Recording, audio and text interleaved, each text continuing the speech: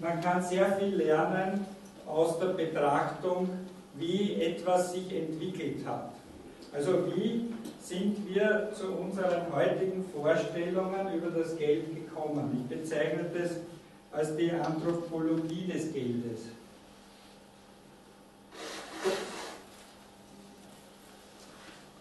Viele Leute sagen sozusagen, am Anfang dieses Umbruchs im wirtschaftlichen Denken standen Vorgänge, die man sagt, also die Sesshaftigkeit zum Beispiel, die Sesshaftigkeit des Menschen, beziehungsweise die Arbeitsteilung. Das ist zwar recht interessant, wenn man das so sieht, aber es wird bei wissenschaftlichen Überlegungen oft Ursache und Wirkung verwechselt. Und in diesem Falle, was auch sehr häufig vorkommt, wird Anlass und Ursache verwechselt. Das heißt, ich sage, die Sesshaftigkeit und auch die Arbeitsteilung waren Anlässe, aber die Ursachen waren, wie haben die Menschen darauf reagiert. Das heißt,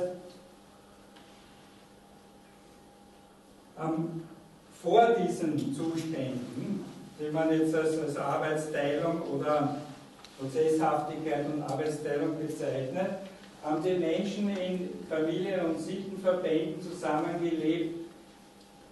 Sie haben sich orientiert an der Natur, die ihre Güter bedingungslos geschenkt hat. Der Apfelbaum hat einfach zu seiner Zeit eben seine Güter frei zur Verfügung gestellt. Und wenn diese Güter vorhanden waren, sind sie geteilt worden. Wenn sie nicht vorhanden waren, hat man sie entweder rationalisiert oder sich überlegt, wie man mehr davon bekommen kann.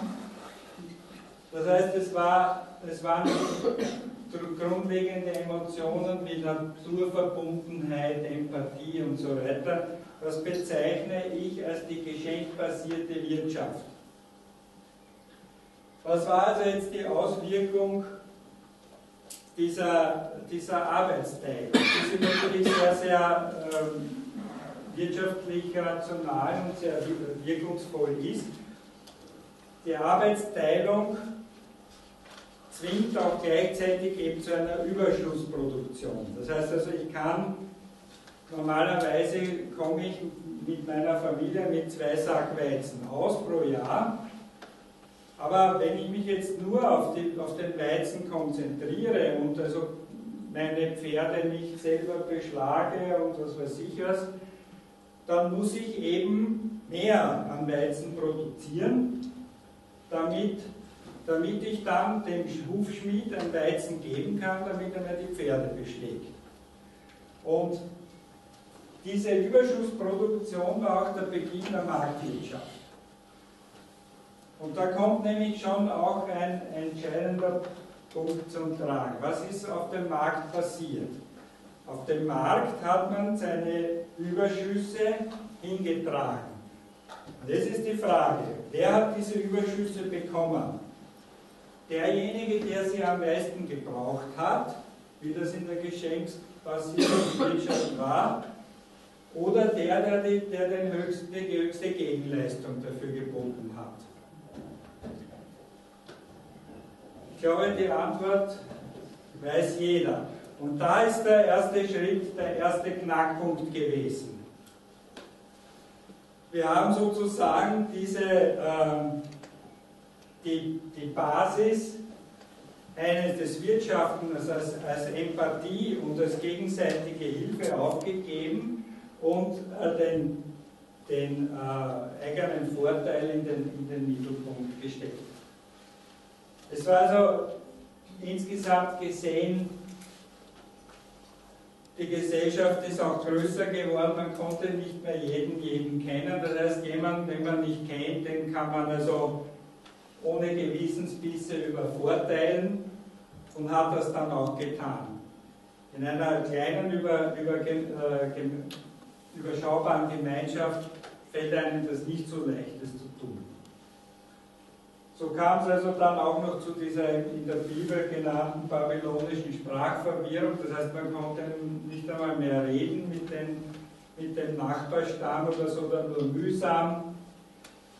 So kam es also dann zu der sogenannten tauschbasierten Wirtschaft, das heißt, man hat mit den Freunden nach wie vor geteilt und mit dem Feind hat man den sogenannten Handel auf dem Markt betrieben. Diese Vorstellung vom Markt ist auch heute noch die Basis, die philosophische Basis des sogenannten Marktes, auch in unserer Zeit. Beruht der Markt auf falschen moralischen Grundlagen.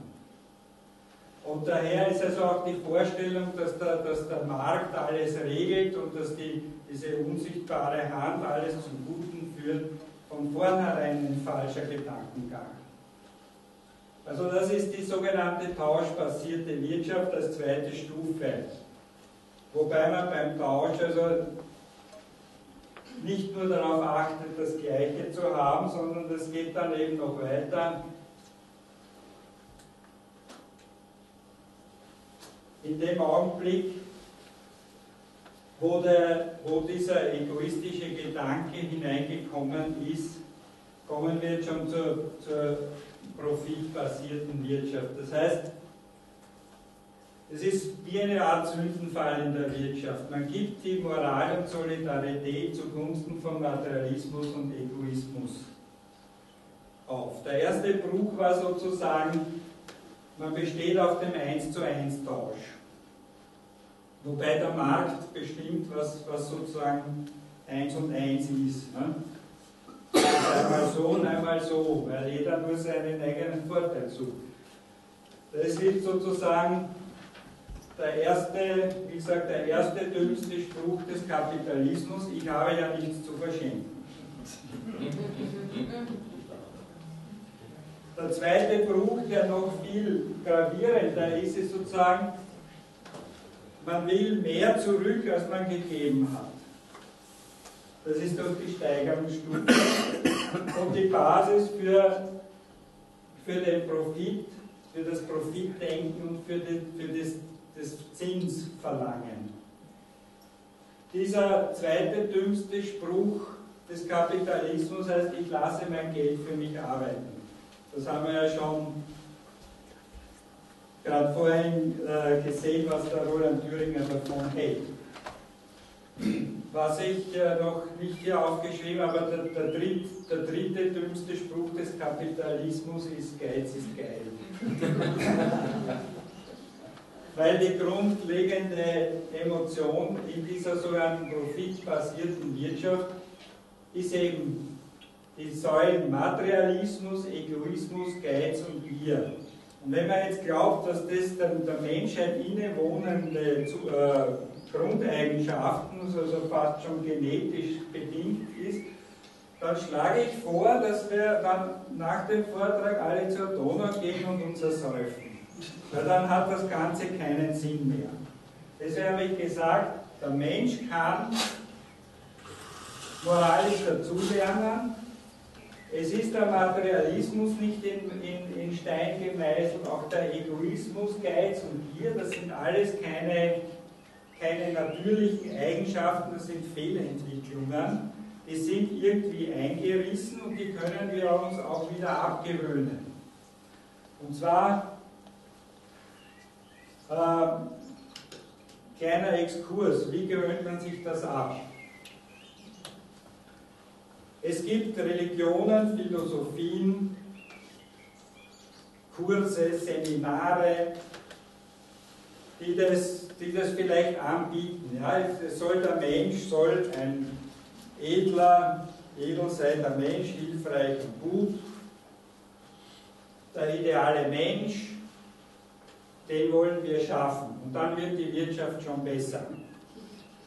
So einfach ist die Sache nicht. Ich sage es natürlich wunderbar, wenn da eine Religion kommt und den Menschen neue Moralvorstellungen beibringt und so weiter. Aber wenn wir darauf warten oder so lange warten, bis der Mensch idealer Mensch geworden ist, sind in der Zwischenzeit schon Milliarden Menschen wieder versklavt worden, verhungert, gestorben, das ist nicht zielführend. Wir brauchen also auch eine Methode, wo man mit diesen Menschen, wie wir es alle sind, will niemandem Unrecht tun, ist vielleicht irgendein idealer Mensch hier unter uns.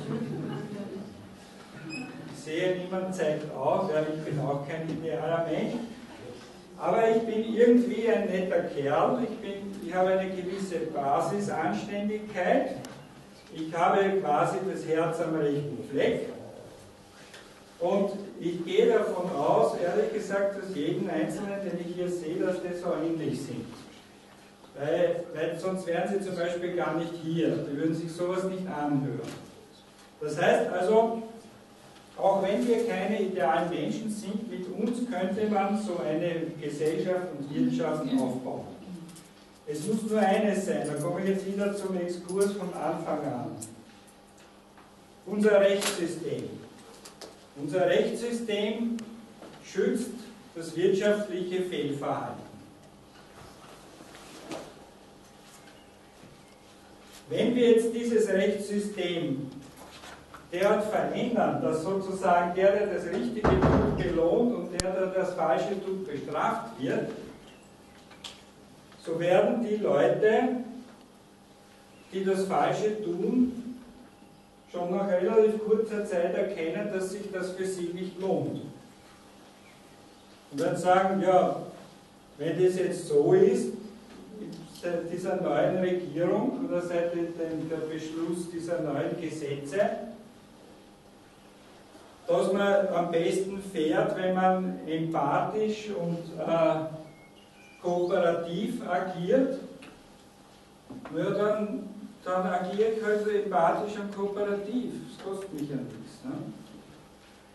Also, selbst mit solchen Menschen kann man etwas machen in einer Gesellschaft, wenn man an den richtigen Schrauben dreht. Also, die historische Entwicklung zeigt also im vormonetären Zeitalter die geschenkbasierte Wirtschaft, die tauschbasierte Wirtschaft und im monetären Zeitalter, also nach der Erfindung des Geldes, die profitbasierte Wirtschaft. Vielleicht ganz kurz zu der Entstehung des Geldes. Das Geld wurde ursprünglich nur als Tauschmittel verwendet. Das erste Geld, das man als solches bezeichnen kann, das heißt also, dass man nicht Ware gegen Ware getauscht hat, sondern Ware gegen ein Zwischentauschmittel, war also schon seit Beginn geschichtlicher Aufzeichnungen verbrieft, vor allem eben durch die Keilschrifttafeln aus Mesopotamien,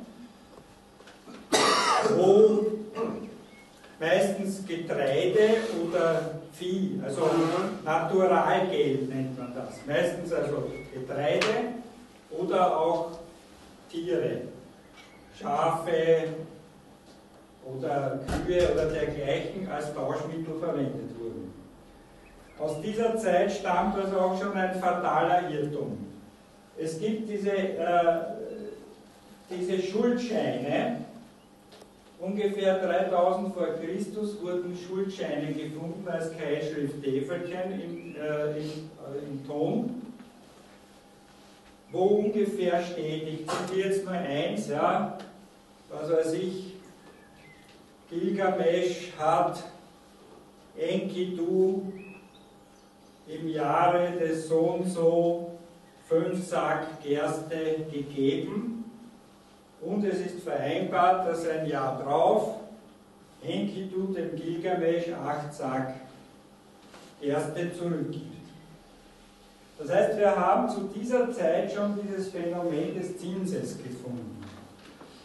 Und worauf hat diese Vorstellung vom Zins basiert? Die Vorstellung war die, ich gebe jetzt dem Enkidu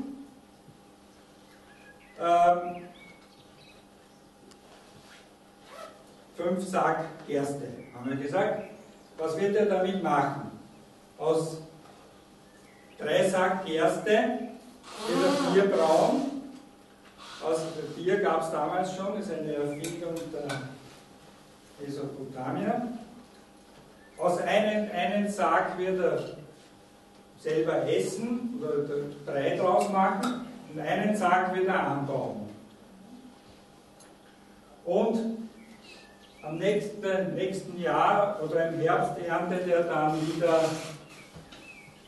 und da kommt er sicher auf mehr als 5 Sack. Das heißt, daraus hat der Geber, der Gläubiger sozusagen, die Vorstellung abgeleitet, naja, der macht ja aus der Gerste, die ich ihm gegeben habe, macht er ja mehr, als ich ihm gegeben habe. Also kann er mir auch mehr zurückgeben. Oder es könnte auch so sein, dass er sagt, ja, ich habe ihm eine Herde Schafe gegeben. Nächstes Jahr zu Ostern werden die trächtigen Schafe ihre Lämmer werfen und dafür auf einmal wird die Herde um ein Drittel größer sein. Also daher kann er mir ruhig auch mehr Schafe zurückgeben, als ich ihm gegeben habe. Und jetzt frage ich Sie, wo liegt der Denkfehler? Wer weiß was? Dass er selber was essen wird. Mehr zu wollen, als er was geben hat. Ja, aber wieso ist das ein falsches Denken? Ich gebe einen Hinweis. Wer hat den Mehrwert produziert? Wer hat den Mehrwert produziert? Das sind in diesem Fall 2 Faktoren. Das ist erst einmal die Kraft der Natur oder der Mutter Erde oder des lieben Gottes oder wie man das nennen mag, je nach Vorstellung, die man besitzt. Also es ist eine Kraft der Natur, die für die Multiplikation, das heißt für das Keimen, dass aus einem Gerstenkorn 10 Gerstenkörner in der Erde geworden sind, dass also neue Lämmlein geboren wurden in der Herde und so weiter. Das ist die Kraft der Natur und andererseits auch der Arbeitseinsatz des Menschen, weil der hat gepflügt, der hat gesät, der hat das Unkraut gejätet, der hat vielleicht vom Fluss das Wasser hinaufgetragen, weil es zu wenig geregnet hat. Der hat die Schafe von den Wüstenleoparden beschützt. Er hat geschaut, dass keines den Abhang hinunterkollert und so weiter. Er hat dafür gearbeitet. Und er ist der Einzige, der nichts dafür gearbeitet hat. Nämlich der die Lämmer hergeborgt hat, beziehungsweise die Säcke Gerste zur Verfügung gestellt hat. Und der beansprucht nun, von diesem Mehrwert etwas zu bekommen, für die er nichts geleistet hat. Und das ist der grundsätzlich falsche Gedanke des Zinsnehmens. Deswegen ist also in jeder heiligen Schrift das Zinsnehmen zu den übelsten Verbrechen gezählt. Also ich habe mir da mal die Mühe genommen, in der heiligen Schrift der Juden und Christen, also im Alten Testament, das zu verfolgen. Diese Worte sind so eindeutig, dass also niemand sagen kann, das christliche oder jüdische oder in späterer Folge auch das islamische Zinsverbot wäre irgendwie anzuzweifeln. Und diese Vorstellung, die also aus dieser Zeit stammt, ist heute noch da und noch dazu jetzt mit toter Materie, wo die Kraft der Natur nicht wirksam sein kann. Also das heißt, wenn ich jetzt 10.000 € auf eine Bank lege, so gibt es hier keine reproduktive Kraft der Natur, die sozusagen zu einer Multiplikation dieser Geldscheine führen würde. Das heißt, ist das schon einmal eine falsche Vorstellung und die damalige Vorstellung, dass sozusagen derjenige, der zu der Vermehrung nichts beigetragen hat, den Profit von dem abzweigt, der etwas dafür getan hat, das ist bis heute bestanden. Das ist also ein Teil dieses sogenannten leistungslosen Einkommens, das ich in dem Buch wirklich sehr genau beschrieben habe. Also, kurz zusammengefasst. Wir leben heute noch in einer profitbasierten Wirtschaft. Und dieser Kreislauf von Kredit, Schuld, Zins ist die Ursache von Ungerechtigkeit, Not und Elend und ruft eben diese wiederkehrenden Krisen hervor, die so jetzt ungefähr alle 50 bis 80 Jahre zu kompletten Wirtschaftszusammenbrüchen in diversen Regionen der Welt auftreten. Und sobald das einmal die gesamte Welt erfasst, gibt es dann keine gesunden Regionen mehr, an denen sich die anderen Regionen aufrichten können. Das Problem ist eben dieser Kredit. Der Kredit als Gegensatz zum Geschenk. Das heißt, wenn ich jemandem etwas schenke, dann erwarte ich nicht, dass es zurückkommt. Meine persönlichen Erfahrungen sind, es kommt zurück. Es kommt vielleicht nicht im 1:1 Tausch zurück, sondern es kommt vielleicht von einer ganz anderen Seite. Aber wenn jeder nach dem Prinzip lebt, keinen Kredit zu vergeben, sondern die Dinge zu verschenken, so entsteht ein Kreislauf, dass also jeder genug kriegt. Weil das, was ich irgendjemandem hier schenke, kommt vielleicht in einem halben Jahr von irgendjemandem von dort zurück. Also, wenn das einmal im Laufen ist, ist das ein 100% stabiles System. Und das Problem ist eben, dass dieser Kredit erzeugt Schuld. Und Schuld ist ein ganz schlechtes, negatives Gefühl. Man sagt ja, du bist schuld. Ja? Er ist schuldbeladen und so weiter. Das ist also ein menschenunwürdiger Zustand. Das heißt, in einer menschengerechten Wirtschaft, das heißt die ich vorher gezeigt habe, wo der Mensch im Mittelpunkt steht und das Geld um ihn kreist und nicht umgekehrt, kann es weder Profit, Kredit oder Zins geben. Das ist eine ganz starke Aussage. Wer es nicht glaubt, ich kann das noch 100-fach belegen und im Buch steht es auch ganz genau drinnen. Was lernen wir also daraus? Wir müssen zurück zur geschenkbasierten Wirtschaft.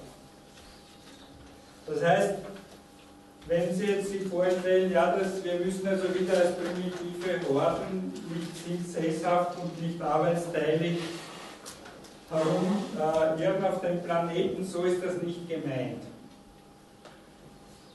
Es erfordert ein bisschen Anstrengung und Ideen, aber es gibt sehr, sehr viele Gruppen, die schon an so etwas arbeiten. Die Geldschöpfung, das ist also ein ganz wichtiger Punkt, der also auch in diesem Buch Das Ende des Geldes von Franz Hörmann sehr gut beschrieben ist. Das Geld soll nicht auf Basis von Schulden geschöpft werden, sondern es gibt die Möglichkeit einer schuldenfreien Geldschöpfung. Ein sogenannter Investitionsbedarf muss nicht durch Kredit, sondern kann auch durch Geschenk gedeckt werden. Zum Beispiel, wenn jemand eine Firma gründen will, kaum jemand hat genug Kapital für den Anfang, um sozusagen sich alles anzuschaffen, was er braucht. Ja, eine Gruppe von Menschen sagt, wir haben uns zusammengetan, wir gründen eine Firma. Das heißt, der erste Weg ist, man macht ein Konzept und geht zur Bank. Und die Bank schenkt ihm das Geld nicht, sondern die gibt einen sogenannten Kredit und in dem Augenblick werden die Schuldner. Das heißt, diese Firma hat mindestens 10 Jahre einen riesen Klotz am Bein, um sich irgendwie behaupten zu können. Jetzt sage ich, dass mindestens 70% von Firmen, die nach 5 Jahren Konkurs machen, nicht Konkurs machen würden, wenn sie nicht den Klotz der Kreditrückzahlung am Bein hätten. Dazu gehört dann auch noch als weitere Aussage, wir müssen zu den überschaubaren Strukturen zurück. Das heißt, wenn ich vielleicht nicht zwar jeden kenne, aber in einer überschaubaren Struktur bin, wo ich mich persönlich identifizieren kann mit irgendetwas und dann nicht einer anonymen Masse gegenüberstehe, dann würde die Wirtschaft wesentlich besser funktionieren. Das heißt mit anderen Worten auch, dass diese multinationalen Konzerne, die sich jetzt die knapp davor stehen, wenn wir uns nicht mit allen Fasern dagegen wehren, übernehmen die Herrschaft über die Staaten. Das heißt, wenn ich jetzt einen Horror-Zukunftsroman schreiben müsste, dann würde der so aussehen, dass sozusagen die Konzerne, wie immer sie auch heißen, Coca-Cola, Monsanto oder wie auch immer in dieser Größenordnung die Herrschaft übernommen haben und die Staaten vollkommen ausgelöscht sind oder nur mehr sklavisch abhängig.